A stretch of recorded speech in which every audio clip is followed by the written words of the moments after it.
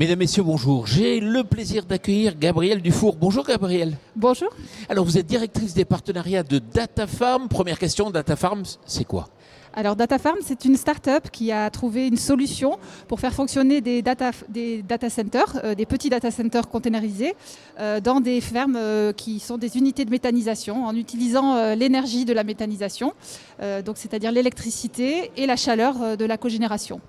Je suis agriculteur, j'ai envie d'avoir un business complémentaire à mon unité de méthanisation. Je fais appel à vous, vous arrivez, vous faites quoi ? Vous déroulez la fibre, comment ça se passe ? Voilà, alors effectivement, souvent dans les fermes que nous visitons, la fibre n'est pas toujours tout de suite là. Voire jamais. Voilà, voire jamais. Donc déjà, on se met en relation avec les opérateurs locaux, avec les municipalités, avec les opérateurs publics et privés. Donc on a des partenariats avec eux et on fait éventuellement venir la fibre sur les derniers kilomètres. On aide la fibre à arriver à être déployée jusqu'aux fermes. Donc on apporte aussi la fibre et toute la connexion qui va avec. Donc là, vous construisez un bâtiment dans lequel il va y avoir des ordinateurs pour le compte d'une entreprise qui a besoin justement de pouvoir refroidir ses ordinateurs. Voilà, c'est ça. Donc notre premier site en construction est du côté de Saint-Omer dans le nord. On en a aussi un dans le Morbihan. Dans les deux cas, nous construisons un bâtiment à proximité, le cahier des charges, donc c'est d'être à proximité du méthaniseur pour pouvoir utiliser directement sa chaleur, la chaleur de la cogénération, la chaleur fatale du moteur. Aussi par la même occasion, nous restituons à l'agriculteur la chaleur de nos serveurs, qui est une chaleur soufflée qui permet aux agriculteurs de sécher les foins, de sécher la luzerne. On ne vient pas rentrer en compétition avec les usages agricoles du séchage s'ils existent dans une unité de méthanisation. On vient au contraire s'intégrer à la circularité du système et utiliser la chaleur des méthaniseurs, mais aussi restituer la chaleur de nos serveurs. On est vraiment dans un système circulaire très abouti. Alors on a un méthaniseur qui dégage du biogaz. Le biogaz va alimenter un moteur. Ce moteur dégage de la chaleur qui est perdue ou pas perdue selon le cas de type de cogénération qu'on peut avoir mis en place. Vous récupérez la chaleur, mais paradoxalement, cette chaleur elle vous sert à refroidir des ordinateurs. Oui, comment vous tout faites ? à fait. Alors ça, c'est pas nous qui l'avons inventé. C'est la trigénération. C'est une technologie qui permet par un choc thermique d'abaisser la température. La température à la sortie d'un méthaniseur, c'est de l'eau chaude qui peut être à 90 degrés. Donc le choc thermique permet de créer du froid et de climatiser les serveurs. Donc sachant que la climatisation, c'est sur un data center 40% de l'utilisation, de la consommation énergétique, et que le data center est extrêmement énergétivore, et notamment le froid, la climatisation que nous venons, c'est une problématique que nous résolvons grâce à cette transformation du chaud en froid. Parce que c'est vrai que la campagne peut résoudre le véritable problème de tout ce qui est donné aujourd'hui, data center, etc. C'est la pollution liée à la technique donc, qui est nécessaire pour refroidir. Vous le transposez à la campagne en apportant un business complémentaire à l'agriculteur. Il peut compléter son revenu de combien par exemple ? Alors les chiffres, tout dépend du remplissage, on va dire, du data center, mais il peut tout à fait doubler son chiffre d'affaires sans problème de la méthanisation. Donc en fonction du nombre, vraiment ça peut aller de 1 à 6, 7, 8 unités de data center. Donc la réponse est aussi vague que la question. Ça dépend de la puissance que l'agriculteur est capable de nous donner, la puissance thermique et la puissance électrique. Quels sont les freins aujourd'hui ? Alors les freins, pour nous, c'est pas du côté des agriculteurs. Les agriculteurs en général nous accueillent les bras ouverts parce qu'on est une possibilité pour eux de valoriser la chaleur des data centers, de la cogénération qui n'est pas toujours. Donc on vient améliorer leur modèle économique. Donc, et en plus, on est vraiment sur la même longueur d'onde qu'eux, dont je pense qu'ils le sentent. Et il y a vraiment une très très bonne entente avec les agriculteurs.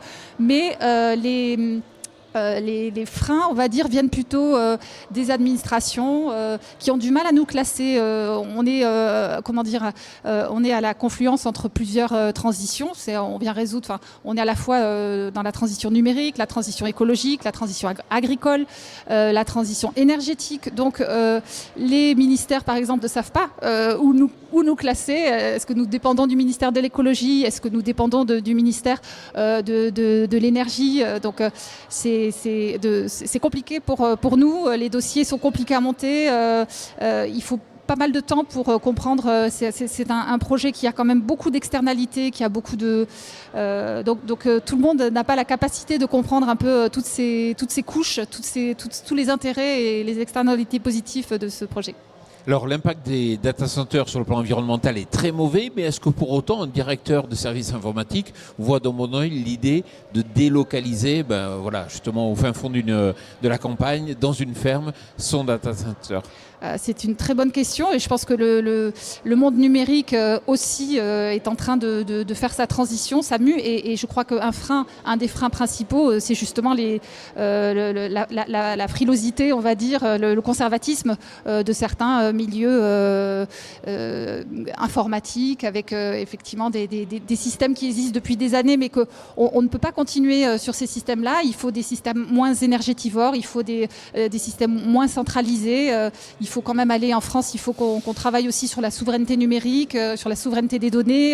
Je pense que c'est des objectifs pour nous qui nous paraissent évidents, mais pour les grands groupes, les unités, les services numériques des groupes, c'est pas toujours. Il y a pas mal de résistance à ce niveau-là. Mais je pense que les jeunes, la nouvelle génération est beaucoup plus perméable à nos valeurs et à ce qu'on propose en fait. Parce que c'est vrai que c'est catastrophique. On est en train de refaire les mêmes erreurs que par le passé. On concentre en fait des ordinateurs dans des villes, alors qu'il faudrait justement les mettre plutôt dans les campagnes, sur le territoire. Est-ce que vous êtes en train d'inventer une forme de territorialisation de l'Internet? Oui, alors c'est pas nous qui l'avons inventé, ça s'appelle le Edge Data Center, Edge donc sur les côtés. C'est une forme de data center décentralisée dans les territoires, distribuée, plus intéressante à tout point de vue, du point de vue énergétique, du point de vue de la distribution. Bien sûr, ça permet de développer les territoires qui en ont bien besoin. Quand on voit le manque de fibres, le manque de certains territoires, pour leur développement économique, c'est un frein. Donc nous, on vient effectivement apporter cette possibilité de développement pour les territoires. Parce que c'est vrai que quitte à dérouler la fibre, vous dites autant la mettre à disposition d'autres clients qui sont peut-être des agriculteurs autour. Voilà, c'est ça, vous avez bien compris. Donc c'est notre souhait, c'est après de développer localement des partenariats avec les entreprises locales, avec les groupes locaux, avec les collectivités pour avoir vraiment localement un Internet avec sa source d'énergie, avec sa souveraineté et avec son autonomie. Tout dernier point, vous agissez aussi au niveau de la fixation du carbone ? Oui. Alors déjà, dans un premier temps, on décarbone le bilan des entreprises parce que notre numérique est décarboné, est bas carbone.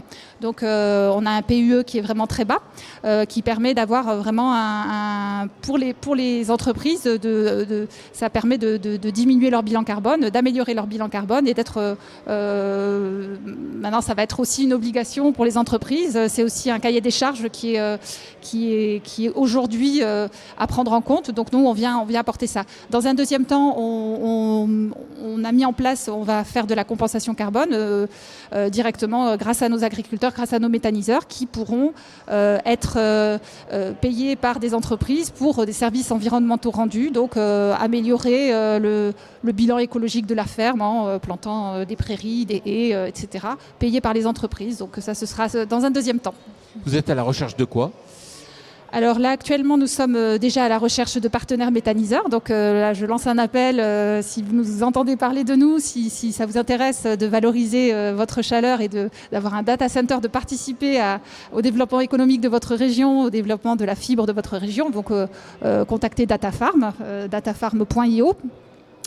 Et puis, bien sûr, on lance aussi un appel à tous ceux qui sont intéressés, des futurs clients potentiels, des gens qui sont intéressés par ce projet, d'une façon ou d'une autre, pour des synergies avec nous. On est toujours très preneurs. Gabrielle Dufour, merci beaucoup et puis longue vie à Datafarm. Merci. Merci à vous.